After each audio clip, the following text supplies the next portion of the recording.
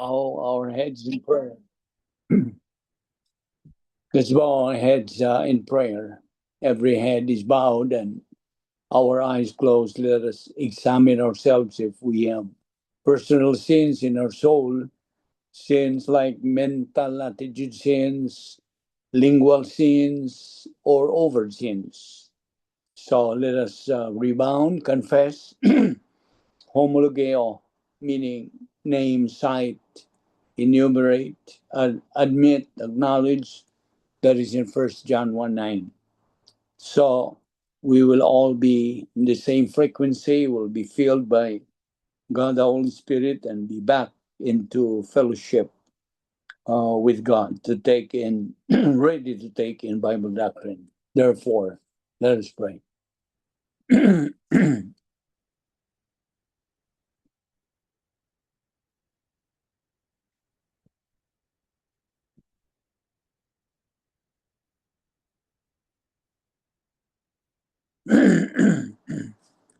Heavenly Father, we are here once again because we love the Word, because we are members of your royal family through our faith in your Son, the Lord Jesus Christ. Because from eternity past, our life has had meaning and purpose and with definition. Because you commanded us to take in your word daily, just as we assimilate physical food daily. And so we recognize, Father, that this is our briefing, our means of growth, the means of glorifying our Lord Jesus Christ. We now pray that you give us the necessary concentration and focus to the things you're going to teach us today. All this we ask in Christ's name. Amen. So before we start, there are 7 things that we believers in Christ must remember every day. God is our Father, the Lord Jesus Christ is our Savior, heaven is our eternal home, the Word of God is our guide in life, every believer in Christ is our family. The good news of salvation is our message, our destiny is maximum glorification of God. And we know that we have been saved by grace alone, through faith alone, in Christ alone, through the scriptures alone, for the glory of God alone. And we should also remember the benefits and advantages that we acquired, we possessed at the point of salvation. We were imputed eternal life. We were imputed God's perfect righteousness and the Lord Jesus Christ's perfect righteousness, making it a double portion. Hence, we are now declared righteous. And we were baptized by God the Holy Spirit, putting us in union with our Lord Jesus Christ. We are declared born again. We are called believers in Christ. Our names can now be found written in the Lamb's book of eternal life. We are now citizens of heaven.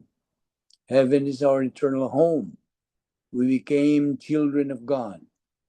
We are now entered into the protocol plan of God. We are now justified, no longer condemned, no longer judged. We became the church, ecclesia in Greek, which means the called out ones. As church, we belong to the mystical body of Christ on this earth. And once this body becomes complete, God is going to rapture it in the twinkling of an eye. We became recipients of 39 irrevocable absolutes. We have been sealed by God the Holy Spirit at the moment of salvation. We are called saints. We are forgiven and cleansed of the unpardonable sin. Now, you know, the main thrust of our ministry is to declare, to proclaim the gospel to unbelievers.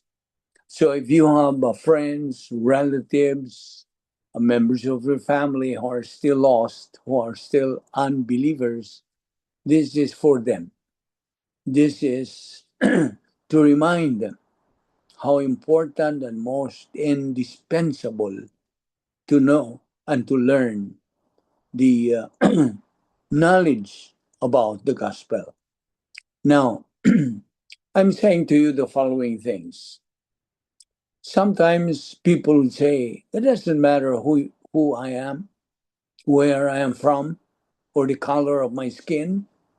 Before God, we all stand the same, fallen, guilty, and in need of mercy. Every single one of us needs Jesus. There are no exceptions, no special passes, no alternative routes to heaven.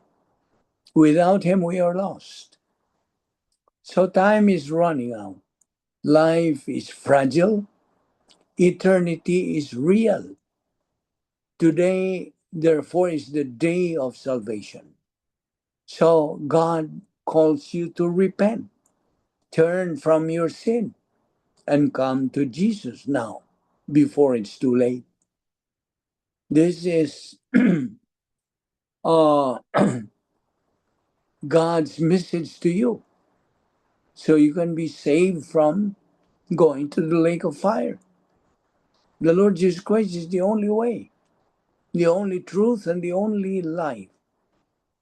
John 14:6, I am the way, the truth, and the life. No one comes to the Father but by me.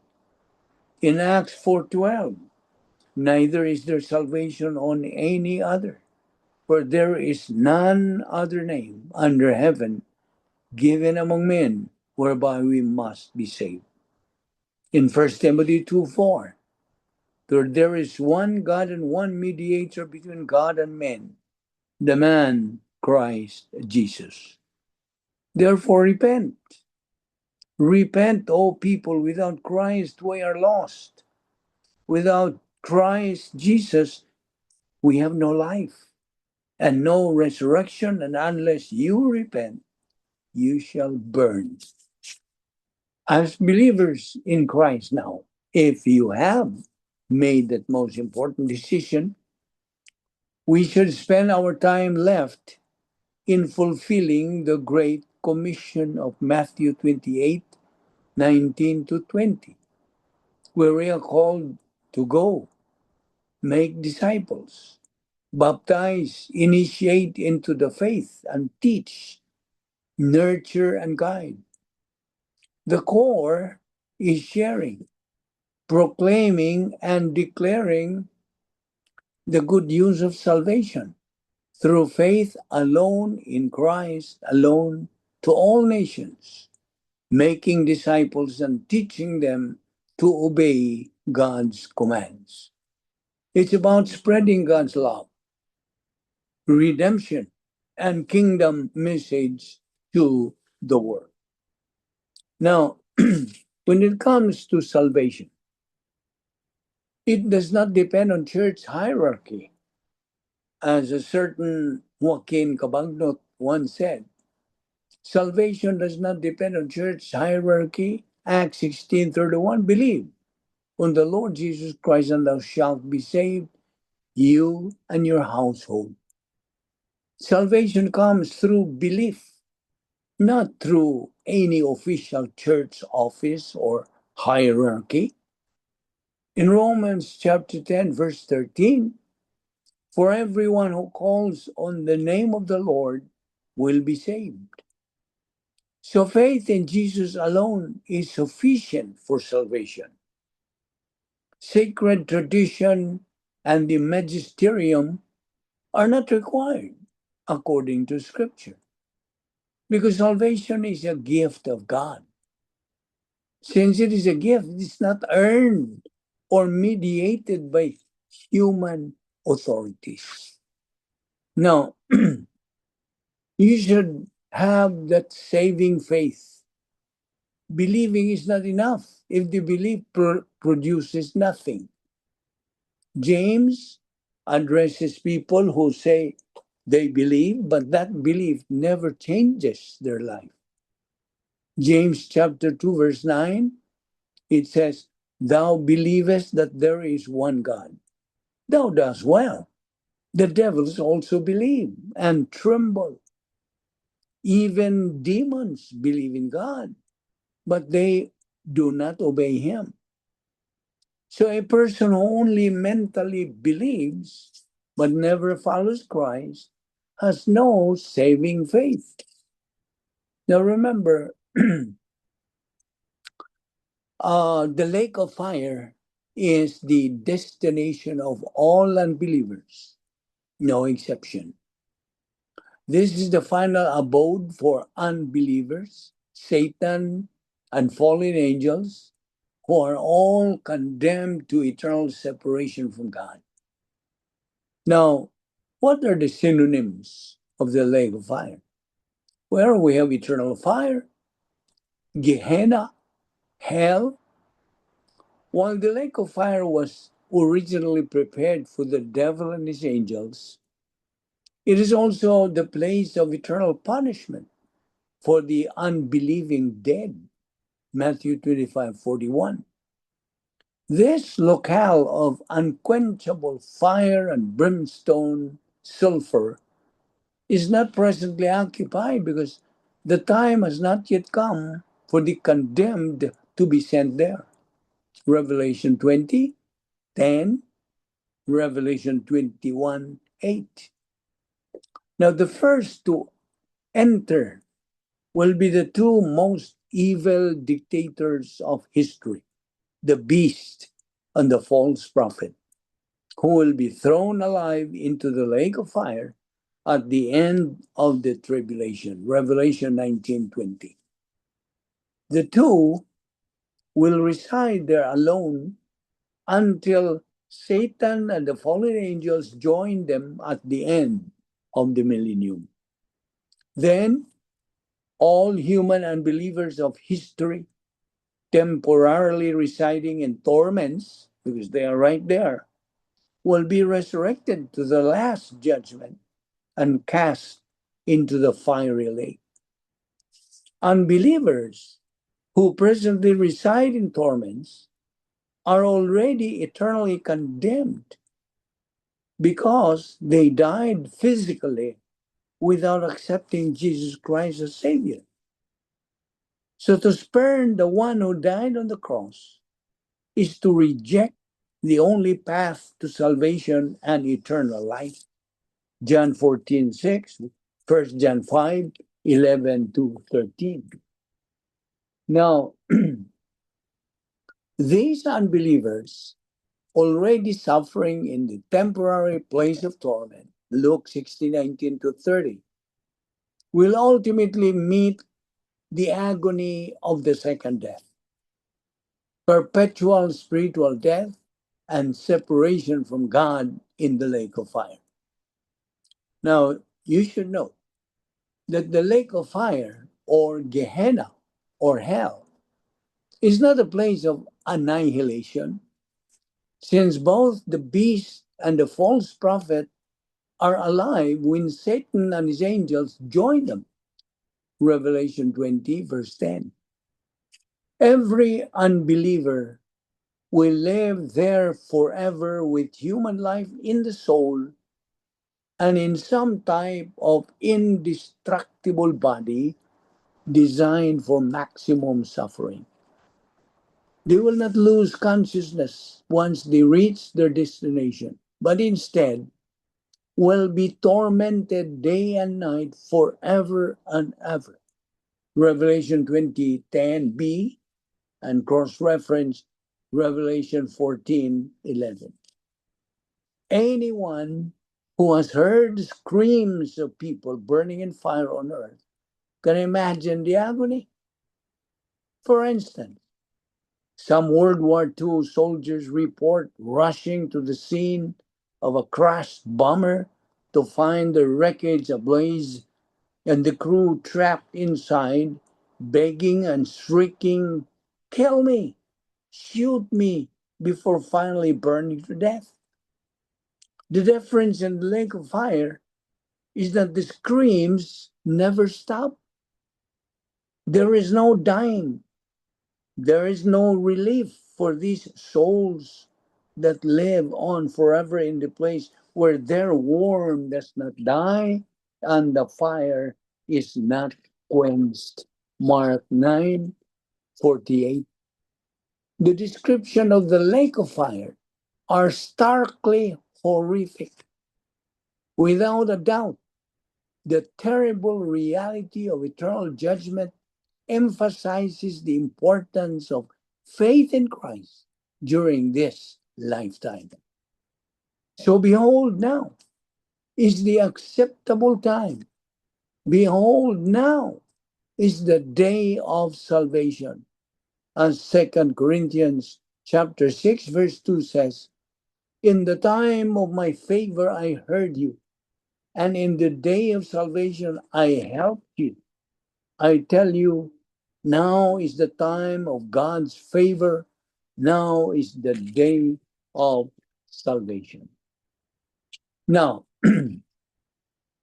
this is some kind of a review, especially the new ones. Okay. Because, there are people who don't believe in the doctrine of once saved, always saved. Okay, that's a very controversial topic or doctrine. But let me explain to them and enlighten them so they can open their mind about this. That there is the so-called top and bottom circle. Now, this is very basic, but it needs to be repeated so they can grasp the real meaning of this once saved, always saved. So here is the cross representing salvation. And let us put a straight line going up. That is the upper circle. The upper circle represents union with Christ and eternal relationship. That is upper circle. Okay?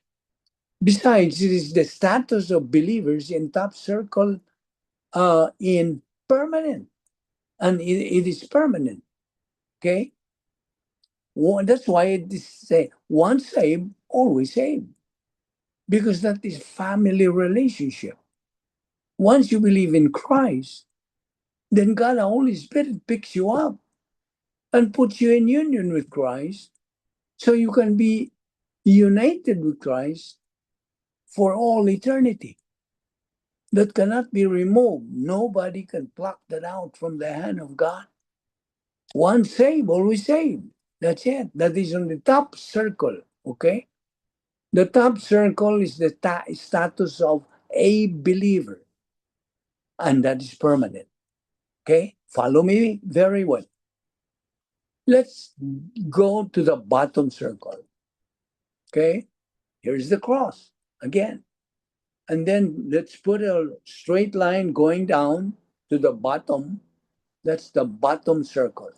And that bottom circle represents filling with the Holy Spirit and temporal fellowship. Temporal. Whereas on the upper circle, it is permanent. On the bottom circle, it is temporal. Why? Because by the time that believer sins or commits any sin, personal sin, he gets out of fellowship. He gets out. That's why it's temporal fellowship. Fellowship is temporal. When you are filled with the Holy Spirit, you are what? In fellowship with God. But once you commit any personal sin, for that matter, you get out of your fellowship. But the upper circle is intact. Do not touch that because that is permanent. Whereas here on the bottom circle is temporal. And so when you sin, you become carnal, and God, in His grace, provides that believer the rebound technique or confession. 1 John 1:9, if we confess our sins, He, God, is faithful and just to forgive us our sins and to cleanse us from all unrighteousness. So right there and then, once that believer rebounds and confesses those sins, he is back into fellowship with God. He is restored, you see. So that is the status of a believer in the bottom circle, which is temporal or temporary. Now, furthermore, the bottom circle represents spirituality. The believer's temporal fellowship with God, an absolute but revocable status. Inside that circle of fellowship, the filling of the Holy Spirit is the divine provision for living the Christian life and growing spiritually. Galatians 5:16-25, or 16 and 25. When the believer sins, again, I'm repeating this, when the believer commits sin, he moves outside of the bottom circle and loses the feeling of the Holy Spirit. He's out of fellowship. He's not filled with the Holy Spirit. Under the control of the old sin nature, OSN, he short circuits his spiritual life and can return to the bottom circle only, underline the word only, by naming his sins to God the Father. Psalm 32:5 and 1 John 1:9. Now, so a believer who is in fellowship with God because he has already named all his sins, he is back or restored into fellowship and he is filled by God the Holy Spirit once again. So, aside from that, he is walking in the Spirit. Now, what does it mean to walk in the Spirit? How do you do that? Well, listen. To follow the mechanics set up by the Word of God, a believer walks in the Spirit by, first of all, being filled with the Holy Spirit. How? I just explained a while ago. By applying the principle of 1 John 1:9, using its procedure, acknowledging, admitting, confessing his personal sins directly and privately to God the Father. So the believer applies this doctrine mentally, okay? Mentally. After which he is instantly cleansed of his sins. Thus, that's when the Holy Spirit fills his soul and he starts walking in the Spirit. That's what it means, walking in the Spirit. Furthermore, to walk in the Spirit is a biblical concept, which means to live a life guided by the Holy Spirit, allowing God's presence and power to shape his thoughts, his actions, including his emotion. It's about surrendering to God's will and letting his Spirit lead you, rather than relying on your own strength or desires. In Galatians chapter 5, verses 16-25, it is described as living by the Spirit, producing fruits like joy, peace, and self control. It's a journey of trust, obedience, and intimacy with God, where you seek to honor Him in all aspects of your life. Now, while there inside the fellowship sphere, you have that hope, of course. You maintain that hope, all the virtues like humility, grace orientation, and all of that. Jesus even said, "No one comes to the Father but by me." These are shocking words, right? No one can go to the Father except through Him. They sound exclusive and narrow. There is only one way to know the Father, and that one way is through the Lord Jesus Christ. And it's easy to see this maybe as a negative idea, but it is actually the most open and inclusive truth for all eternity. Think of this. The Son came to us. The Son loved us. The Son had compassion on us. The Son gave his life for us. The Son calls us and says, come. Our Lord Jesus Christ himself said, come. To get anywhere and to know anyone, there has to be a way. And God has provided a way, and it's a good way. It is a sacrificial way, and it's open for any human being to receive. It's a gift. The Son's life in place of ours. And it's free. And it's for you. You know the Father? Do you know him? You can know him through our Lord Jesus Christ.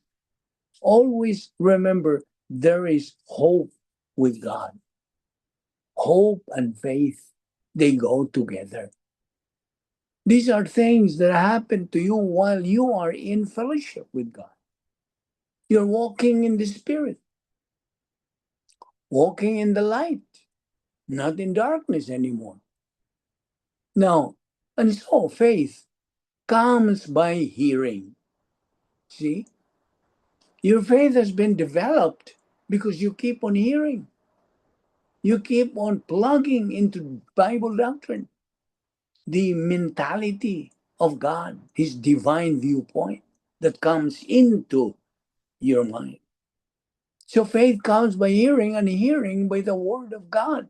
Romans 10:17. How will they hear of if nobody tells them? How will they hear if nobody tells them? How will they believe if they have not heard? So it's obvious, right? It's straightforward. It's not the job of religious professionals. It is the entrusted job of the entire church. If your friends don't hear and they're your friends, presumably you don't think it was important to tell them, and the same would be true for mine. Now, Pastor Chuck Smith once said, when we first enter into his presence, meaning God's presence, in that eternal state, and we are so enthralled with the glory, with the wonder, the awesomeness of dwelling there with God, that we will be so enthralled that the first 10 trillion years will just pass by like almost a breath.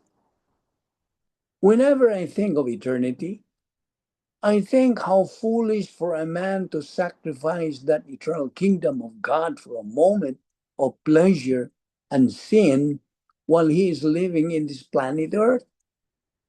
Our Lord Jesus Christ said, what doth it profit a man if he gains the whole world, but suffer the loss of his own soul? Surely, the most important thing in our lives is establishing the security of our eternal future. And that is done through faith alone in Christ alone. This is all there is. There can't be any more than this. This is so glorious, so wonderful. And when we think that we have seen it all and know it all, and then God will turn the page, and here another several trillion years and a whole new vista, completely different, more religious than the previous, as he is revealing the exceeding riches of his grace and kindness, and throughout the endless ages to come. What glory that's going to be. Now, so you, as a believer, you are exhorted by God's word, mandated even to continue in your spiritual momentum. Spiritual momentum is the experience of a believer that continues keeping on his spiritual life. So, this is a challenge to all believers, fellow believers. This is a challenge to believers who may be watching today in our Zoom Bible study. Don't grow weary. Do not throw in the towel. Do not let your attitude sour. Don't let your faith be weak. Rise up. Renew your optimism. Put your focus on God and in His promises and refuse today to quit. I don't care how bad it gets. I don't care how poorly you feel. Don't quit. Our Lord Jesus Christ made this promise to His disciples in Mark 13:13. He said, "You're gonna be hated by everybody for my name's sake, but he who endures to the end shall be saved." Jesus put the value on what? Endurance. So Christ alone must lead. If you trust yourself or another man to do the work of God, you have already failed. You know that? Not because effort is wrong, but because the work of God was never assigned to human strength. From the beginning, Scripture shows us this truth. When people place ultimate trust in themselves, in leaders, systems, or relationships, it always collapses. Only what is built on Christ stands. Only. That's why love, relationships, and life itself thrive only when Jesus is the one leading. Not when he is added, not when he is consulted, but when he is surrendered to. Many people say, I trust Jesus, but then they let fear lead, pride lead, emotions lead, or other people lead. Jesus is not meant to be a co pilot, he is Lord. So, how do we actually allow Jesus to lead? We place the gospel first, okay? The gospel must be preached first, okay? Before opinions, before feelings, before culture, before self. The gospel reminds us we are not the Savior, He is. We are not righteous enough, He is. When we think about Jesus first, everything else falls into its proper place. Every decision begins with one question: does this point to Christ or does it point back to me? And here is where surrender becomes real. We give our free will back to God. Not because He takes it, but because we offer it. Jesus Himself prayed, not my will, but thine be done. That is not weakness.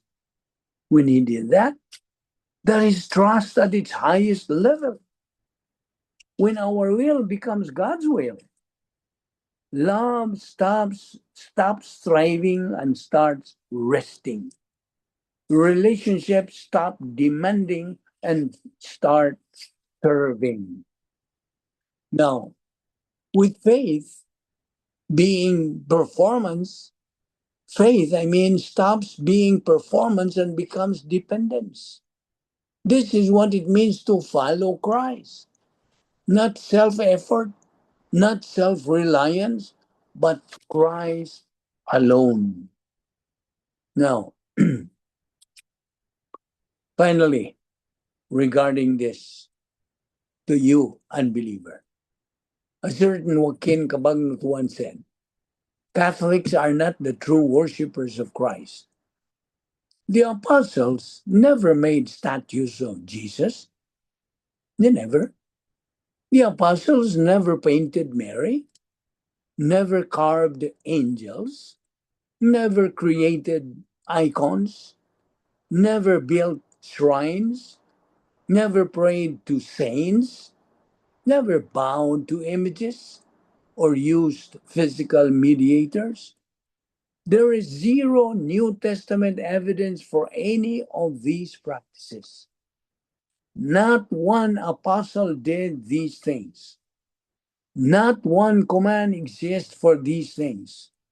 Not one example appears in Scripture. Now, in Luke chapter 15, verse 22, we now open our Bible. It says there, "But the father said to his slaves, 'Quickly bring out the best robe and put it on him, and put a ring on his hand and sandals on his feet.'" Now, this is regarding the prodigal son. And you know the story. We don't have to ask forgiveness to be saved. Okay? That's a point of doctrine. We never ask forgiveness to be saved. We only admit that Christ is the only Savior and that we believe in His saving work at the cross. Acts 16:31. Don't forget that, because this is very important when you witness on any of your friends, okay, on your peers. Believe on the Lord Jesus Christ and thou shalt be saved. Just believe, not ask forgiveness. In Psalms 51:4, "Against you only I have sinned." When it comes to forgiveness of sins, meaning the post-salvation sins, okay, there is the post-salvation sins and the anti-salvation sins. Before you were saved, okay, you made all kinds of sins, you committed all kinds of sins before you got saved, and when you got saved, you still commit sins. That's what we call post-salvation sins. Believers need to rebound. We need to confess our sins whenever we notice that we have committed a personal sin. 1 John 1:9 again. So when a believer gets out of the divine atmosphere, meaning he's out of fellowship, he becomes carnal. And God disciplines him. Whom God loveth, he chasteneth. But when that believer rebounds, when he confesses his sins, his discipline will immediately turn into undeserved suffering. So don't forget that. A believer's forgiveness due to rebound, due to confessing, totally depends on who and what God is. That is grace. Can you see that? God's dealing us in grace. He deals us in grace. In Philippians chapter 3, verse 13, it says that, "Brethren, I do not regard myself as having laid hold of it yet, but one thing I do, forgetting what lies behind and reaching forward to what lies ahead." Matthew 6, verse 14. "For if you forgive others for their transgressions, your heavenly Father will also forgive you." Verse 15. "But if you do not forgive others, then your Father will not forgive your transgressions." Isaiah 43:25. "I, even I, am he that blotteth out thy transgressions for mine own sake, and will not remember thy sins." Ephesians 1:3, maximum spiritual blessings in the heavenly places in Christ. Remember what we mentioned about inheritance? Okay, inheritance. in Ephesians 1:11. Inheritance that God predestinated for us believers. This is only for us believers. In 1 John 2:28, and now little children abide in him, that when he shall appear, when will this be? When he shall appear. Judgment seat of Christ. When will the judgment seat of Christ appear? When? The judgment seat of Christ appears when? I need an answer. Anybody? When After will the, the after the 1,000 years of tribulation? the judgment seat of Christ before the the second coming of our Lord Jesus Christ? It's during the rapture of the church. You see? And so this is the evaluation. Now, you remember? The judgment seat of Christ is not actually a judgment on us believers because we are no longer judged, no longer condemned. But this is an evaluation time. Our good works will be evaluated, whether they are good, human good or divine good. So this is during the or after the rapture, okay? So that when he shall appear, we may have confidence and not be ashamed before him at his coming. You see, whatever happens in our present life, God has a purpose for that. Always remember that. Remember what happened to Joseph? He took everything with patience. And he ended up to being promoted as what? As Prime Minister of Egypt. You see? Can you see how grace works? That's grace in action. He keeps that patience. He took everything with patience and ended up to being promoted as Prime Minister of Egypt. So that is grace. So what again do we mean by the word grace? Well, definition of grace is all that God is free to do for man on the basis of what Christ has done at the cross. That is the definition of grace.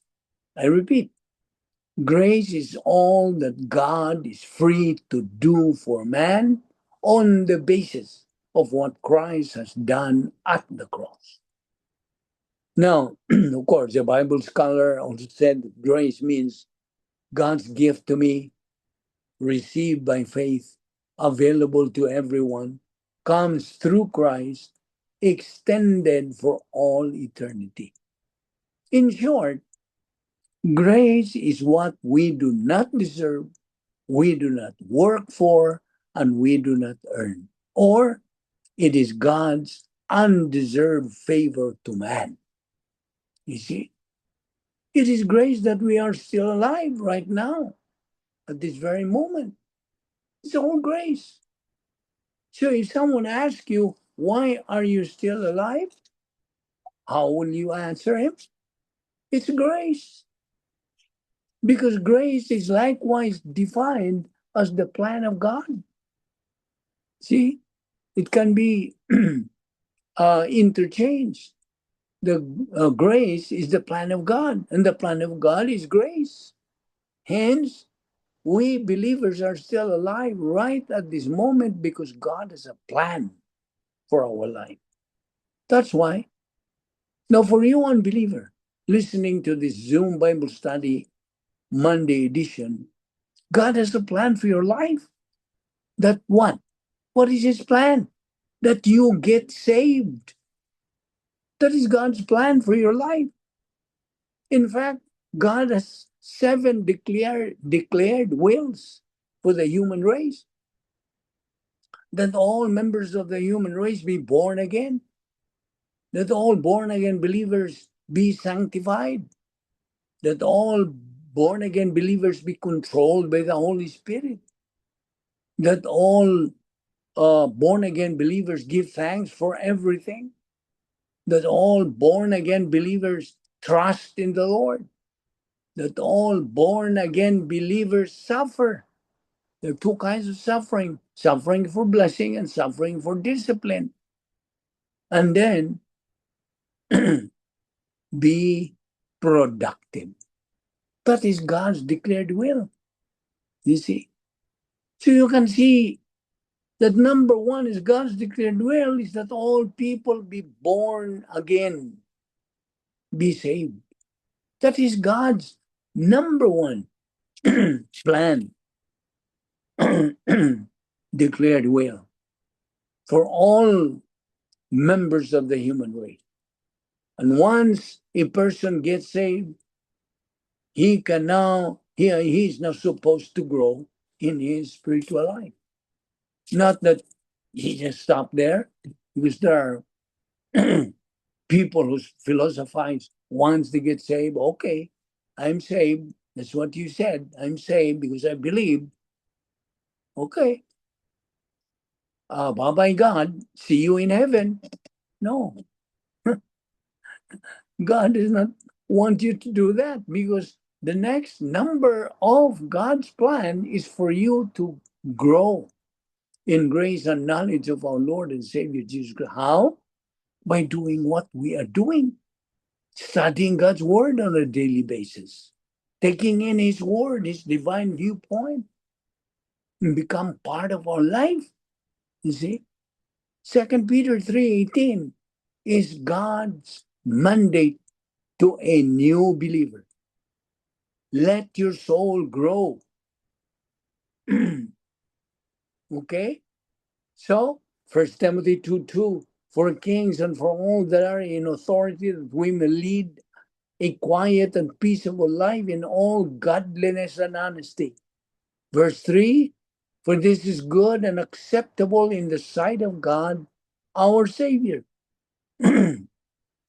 Colossians 3:14, beyond all these things, put on love. That's the virtue love, which is the perfect bond of unity. The virtue love, by the way, is the advanced spiritual life.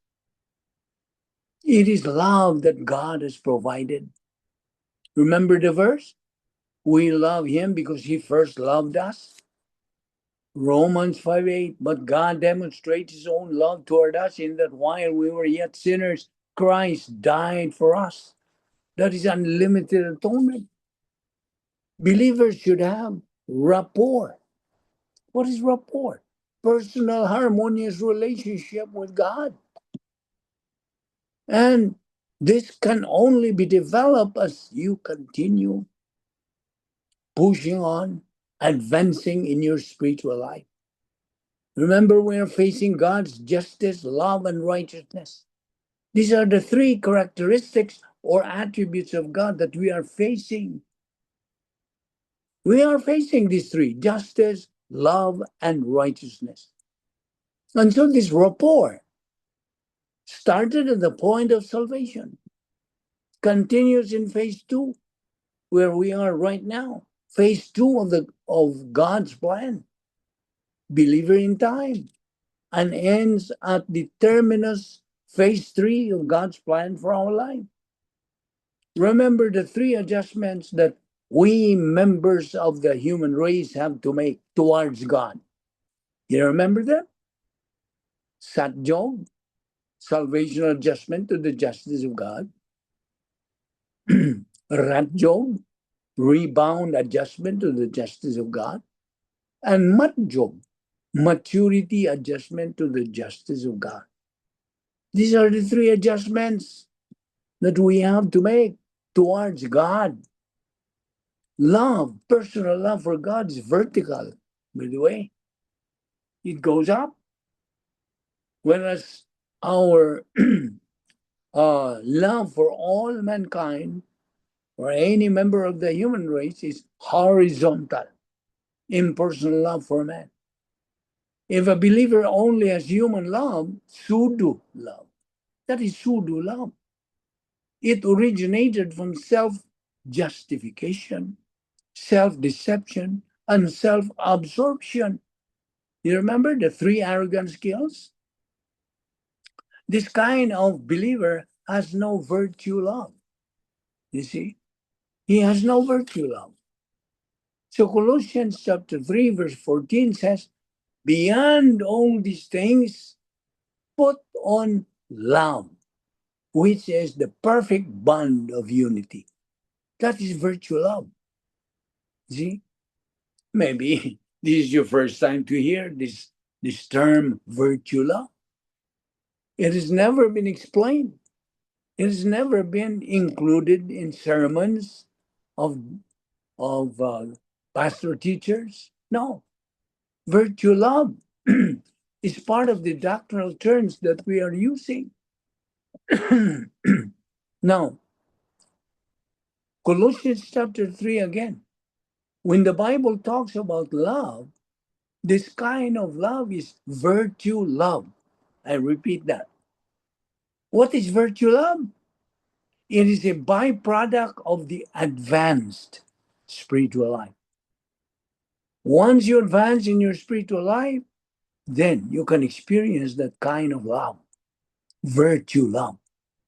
And this kind of love is not what we use humanly, meaning emotion, but spiritually thinking. See? You remember the Christian way of life? It's a mental attitude life. You see, emotion and thinking cannot go together. They cannot. It's either one or the other. Thus, if you use emotion, you are not thinking. Okay? But if you use thinking, mental attitude, you are not using your emotion. Did you understand? And when we worship God, we worship Him by our mental attitude, not by emotion.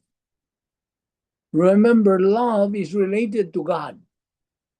And since God is love, we believers can only love Him by His own way, not by our own human way. Remember, what the Bible says, God can only be worshipped in spirit and in truth, not in emotion. You see? Can you see that? Romans 5:8, God demonstrated His love toward us in that while we were yet sinners, Christ died for us. 1 John 4:19. Don't forget this. You can write that down in your notes. We love Him because He first loved us. 1 John 2:16. For all that is in the world, the lust of the flesh, the lust of the eyes, and the pride of life is not of the Father, but is of the world. You see? Verse 17, and the world passeth away, and the lust thereof, but he that doeth the will of God abideth forever. John 1:12, but as many as received him, to them gave the power, power to become the sons of God, even to them that believe on his name. Now let's go back to what we talk about, rapport. You see, rapport, okay? Harmonious relationship with God. Rapport with God must precede with our rapport with our fellow men.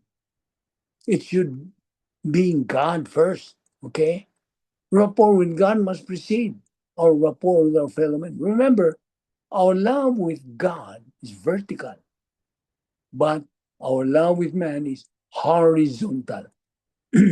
Love of God. Okay.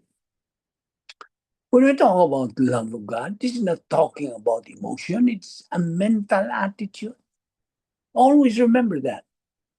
As a believer now, a doctrinal believer, erase from your mind about emotion. Of course, we cannot avoid emotion because that's part of our faculty, part of our faculties as human beings.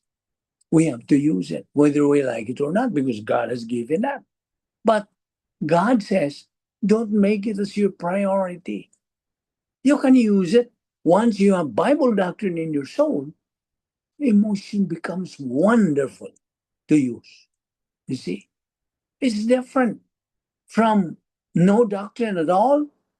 You have nothing to use as far as spirituality is concerned. Therefore, emotion becomes a what? Becomes a destruction to your life as a believer. So, love of God, I repeat, this is not talking about emotion, this is talking about your mental attitude. The love of God is part of God's integrity. Do you know that? His integrity is composed of perfect righteousness, justice, and love. These three go together: perfect justice, love, and perfect righteousness. You see, God's word mandates believers to love God with all their mind, with all their heart, with all their strength, and with all their soul. That is the first vertical forgiveness, Matthew 6:14, Mark 11:25. The second is to love your neighbor as thyself, horizontal. Okay? That's horizontal forgiveness, Ephesians 4:32. The above mandates can only be followed and executed when a believer is inside his operational divine dynasphere, fulfilling the protocol plan of God. Remember, a believer cannot execute the protocol plan of God for his life, unless he resides in the operational divine dynasphere. In short, when the believer is executing its dynamic, unique spiritual life, he must reside in the divine dynasphere. And again, it is a mental attitude. Don't forget that. So when a believer says he loves God but hates his brother, he's a liar. You see? 1 John 4:20. By the way, believers in this present dispensation, what dispensation are we in? Church age, okay? Believers in this present dispensation are admonished by the word of God to study Bible doctrine through their right pastor teacher, who is spirit filled and has the gift of pastor teacher. Believers have to hear the teaching of the word of God so he can believe it. That's why Romans 10:17 again. Faith cometh by hearing, and hearing by the word of God. Now remember, there are two kinds of virtues here: motivational virtue and functional virtue. These two go together, okay? They go in tandem. Motivational virtue is directed towards God, whereas the functional virtue is directed towards mankind, otherwise called what? Impersonal love. See?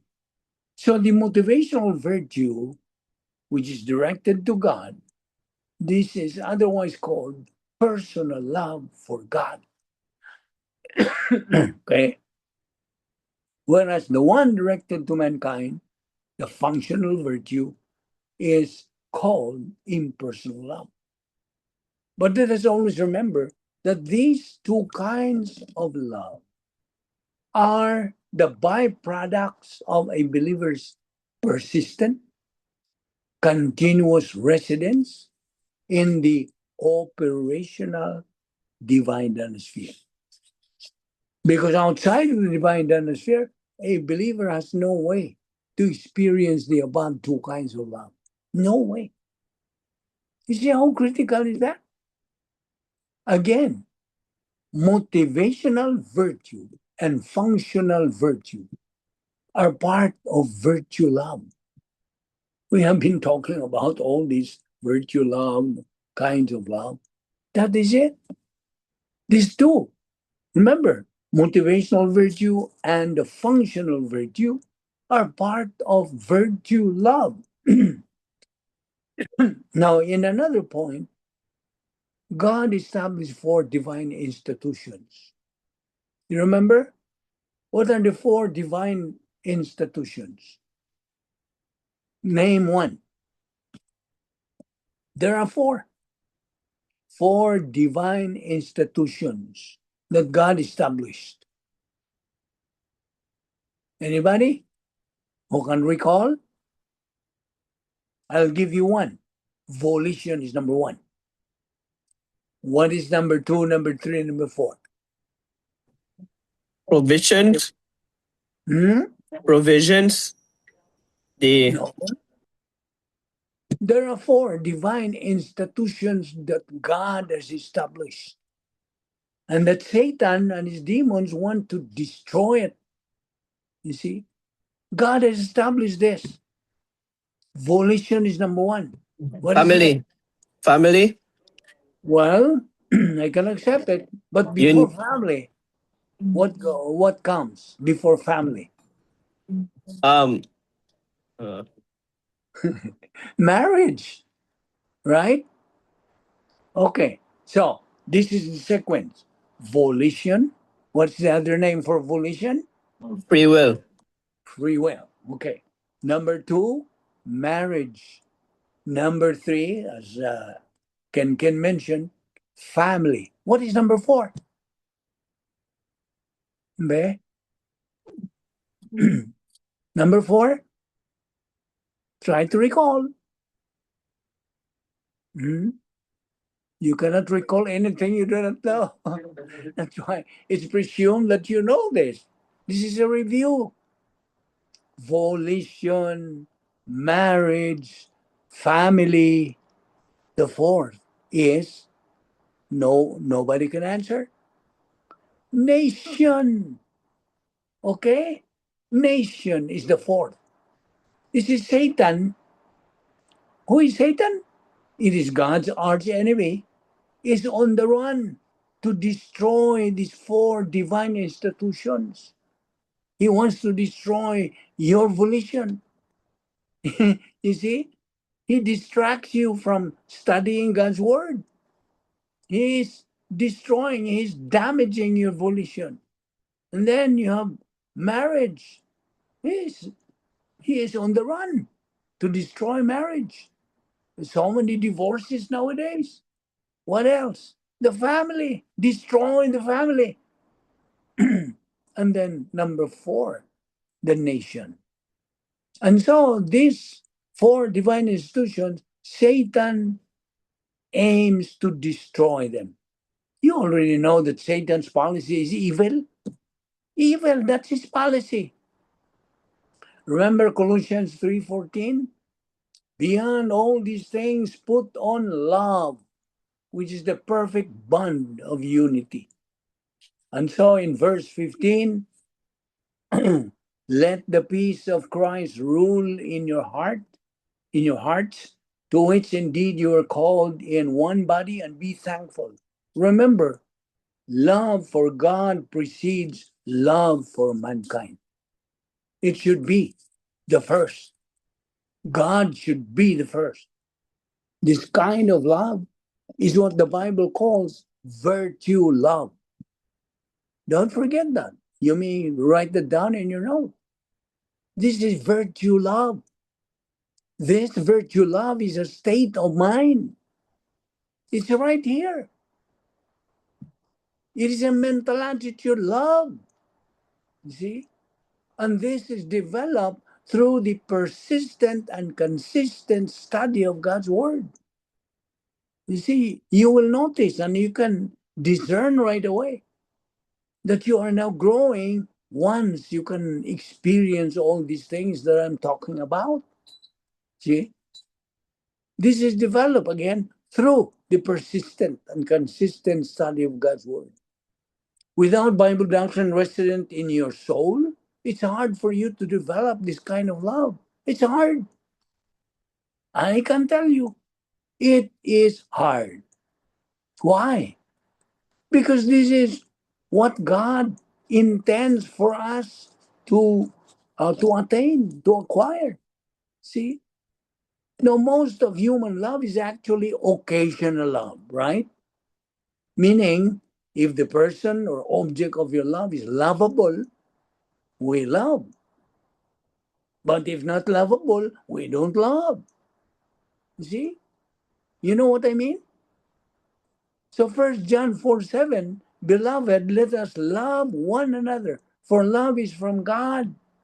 And everyone who loves is born of God and knows God. See? Hebrews 11:6, without faith it is impossible to please God. Romans 10:17 again, faith. We go back to the subject of faith. Faith cometh by hearing, and hearing by the word of God. Romans 10:17. We love God because He first loved us.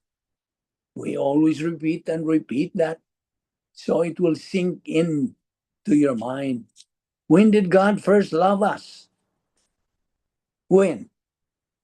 When did God first love us? Answer that question. Anybody? In eternity past Are you sure? or sa womb? At salvation, Vince. That moment you made the most important decision in your life, believing in the Lord Jesus as your Lord and Savior, that was the time God first loved you. You see? So, if non-believers ask this, Lulovic, God does not love them, even as a Well, kid. of course, God's love there is impersonal love. As we follow first John 3:16. What does John 3:16 say? For God God so so loved the loved, world. yes, God so loved the world that He gave His only begotten Son, that whosoever believes, that is impersonal love. Mm-hmm. See? That's impersonal love, not personal. So, Yeah. Okay. I get it so now. did you get the point? Yeah. Impersonal versus personal. Yes. So that was God has His impersonal love towards everybody. You see, and in fact, that's one of the number one of His declared will, that all members of the human race be born again, be saved. That is His love for everybody. But that kind of love is impersonal love. So we will discuss this furthermore tomorrow, not unless you have some questions. Do you have questions? No, that was my question, and I understood now. You understand now? That's kind of Personal love. and impersonal. Yeah. Yeah. Okay. Nasisil na Lulovic. That's good. At least, at least ni, yes, still na yun. It has sunk in Mm-hmm. the inner sanctum of our soul. Okay? So we will meet again tomorrow. And that's 2:30 tomorrow. Oh, no, 1:30. Yeah. Okay? Any question? No more? Okay, let's close our session. Let's pray. We thank you, Heavenly Father, for the grace opportunity of fellowshipping in your word today and learning, especially the doctrines that we just took up today. May God, the Holy Spirit, motivate and challenge us to continue feeding our soul with your word until we reach the stage of capacity for life, which is the pleroma stage, thus become winners in this present life. We pray that what we learned in your word today may become a blessing to us. All this we ask in Christ's name. Amen. Right. Amen. Thank you, Thank you, Ludovic. Thank Thank you. you. Okay. Who are with us? It was Rain and then Ken, yeah, Uncle Evan. Oh. Oh, kumusta na lang ninyo? See you tomorrow. See you tomorrow, Ludovic. Okay, Um, Lulovic. Okay. Amping. Okay, Amping. Take care.